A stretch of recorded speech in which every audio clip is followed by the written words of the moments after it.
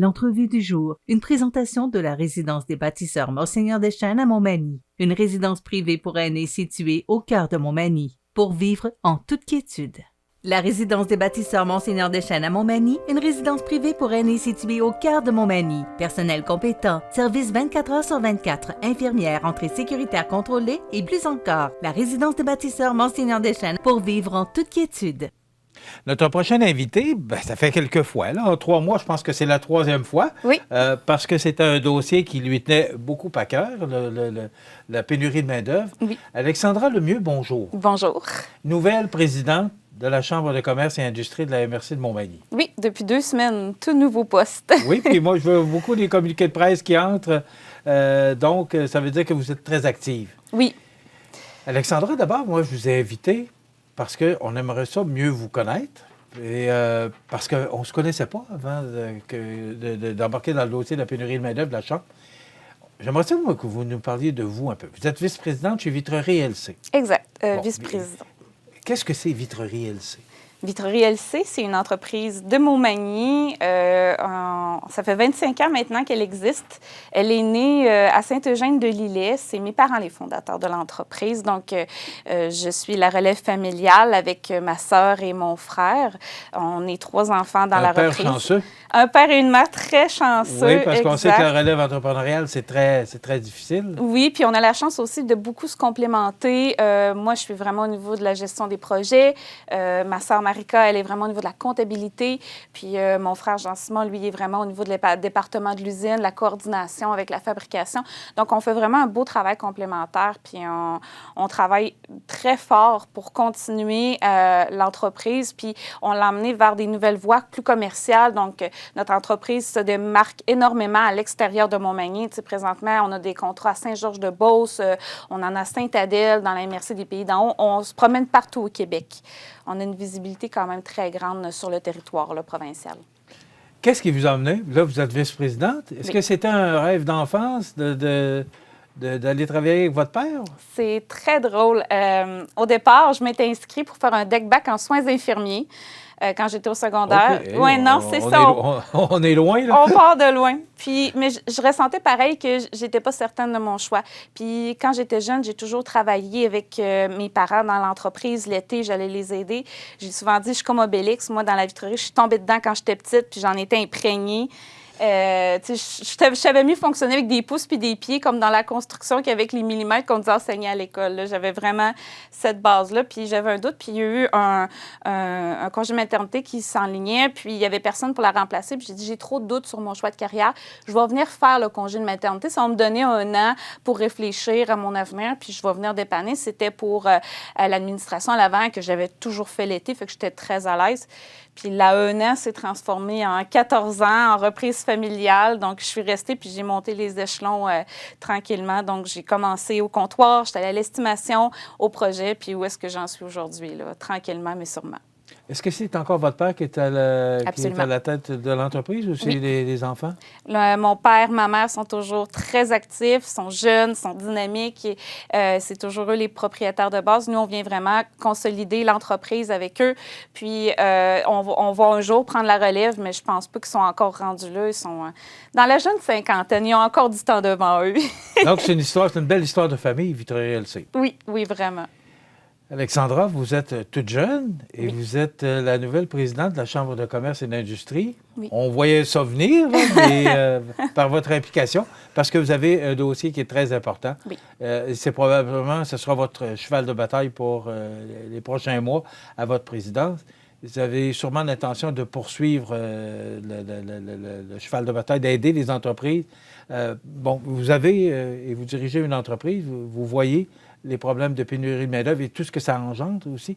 Moi, je vais vous entendre sur, vous voyez ça comment? Là? Parce que là, vous chaussez quand même des grands souliers. C'est de Jean-Guy Boulay qui a fait du bon travail là, oui. au cours des 2 dernières années. Oui. Vous voyez ça comment, la Chambre de commerce?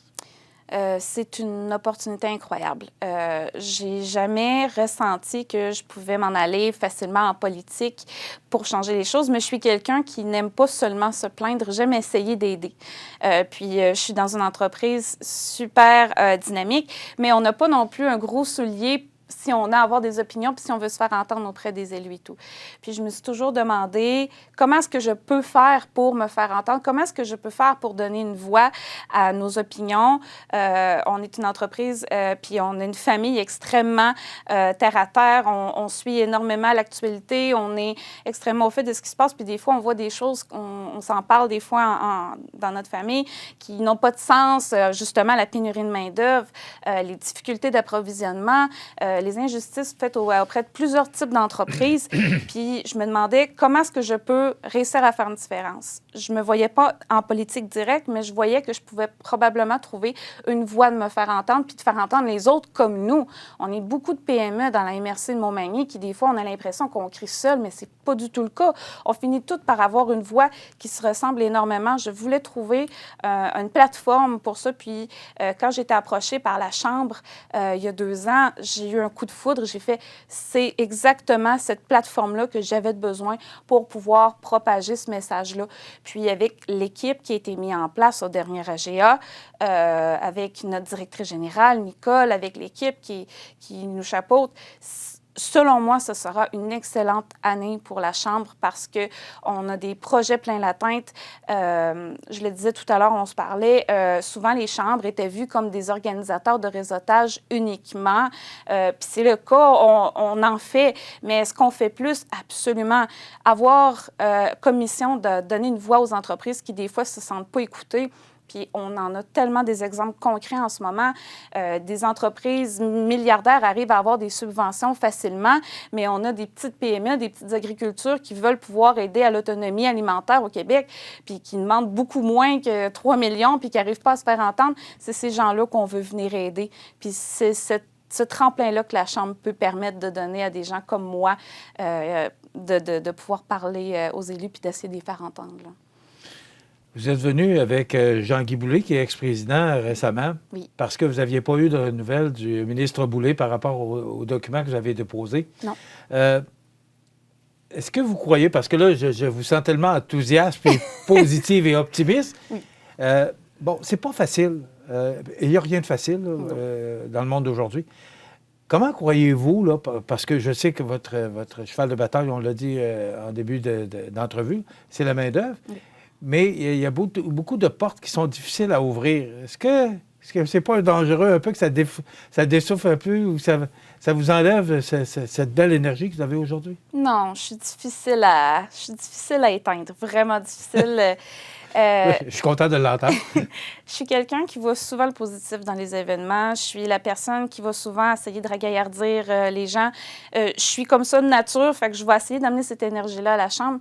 Puis, je sais très bien, puis je pense que c'est le point le plus important, c'est qu'il faut être conscient qu'on ne peut pas tout changer du jour au lendemain. Mais des fois, des petites impressions, des petits commentaires, des fois qu'on reçoit de « j'ai entendu », même si ça n'a pas changé de quoi sur l'immédiat, de savoir que certaines personnes influentes, c'est pas obligé d'être le ministre directement. On sait, on n'a pas eu de réponse directe, on aurait aimé, mais ce mémoire-là, entre autres, auquel on a travaillé, il y a tellement eu de petites voix qui se sont ajoutées lorsqu'ils ont vu. Je me dis, si au moins ça a permis à d'autres de venir se joindre à nous, de créer quelque chose de plus grand, c'est juste l'étape 1, mais il peut en avoir 50 étapes après. Donc, je sais que c'est pas demain que ça va pouvoir être amélioré, mais tranquillement, mais sûrement, je vois que le chemin se fait. Hier, on avait la chance d'avoir la Fédération des chambres du commerce, M. Charles Milliard était présent, puis on a eu la chance d'en discuter un peu. Il donne exactement le même son de cloche aux élus que notre mémoire a donné. Donc, on le sait qu'on est exactement sur la même longueur d'onde que la Fédération, que les autres chambres de commerce. Puis je me dis, si tous ensemble, on martèle, puis on lâche pas, à un moment donné, il va y avoir un petit peu, puis ça va finir par donner quelque chose qui va donner un coup de main à nos entreprises. Parce que si on fait juste se dire, ça ne donnera rien, c'est sûr qu'il n'y aura rien qui va arriver. Puis moi, je suis quelqu'un comme ça. Il vaut mieux essayer que pas essayer, là. Ça, c'est officiel. Ça fait quand même un certain temps que vous êtes comme administratrice pour la Chambre? Je commence ma 3e année, oui. Bon. La main-d'œuvre, on le sait, c'est le point que vous avez retenu le plus, mais oui. Qu'est-ce que vous avez entendu aussi des entrepreneurs? Qu'est-ce que vous avez retenu depuis ces 2 dernières années par rapport aux besoins des entrepreneurs? Oh mon Dieu. Le logement. Le logement, il revient beaucoup. Il y a des gens qui essayent de faire venir des employés, pas nécessairement de l'immigration, je vais y aller encore plus près. Tu veux faire venir des employés de Lévis, ils sont intéressés à venir travailler dans notre secteur, ils ne sont pas capables de les loger. Donc, c'est encore un problème qu'on a à Montmagny, malgré qu'on a vu beaucoup de logements qui se sont additionnés à Montmagny. Énormément. C'est encore un problème? Absolument. Ah oui?